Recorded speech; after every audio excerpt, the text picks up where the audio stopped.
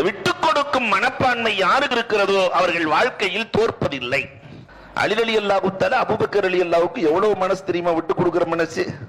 ரசூலுல்லாஹ் உறங்கி கொண்டிருக்கிறார்கள் வீட்டுல, போய் கதவை தட்டி உள்ள போகணும்.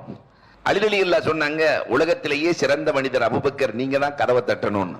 அபூபக்கர் ரலியல்லாஹு சொன்னாங்க, நான்லாம் தட்ட மாட்டேன்.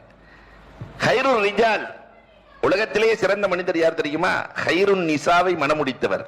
ஹைருன் நிசா யாரு? சிறந்த பெண்மணி ஃபாத்திமா. ஃபாத்திமாவை எனக்கா கொடுத்தாங்க?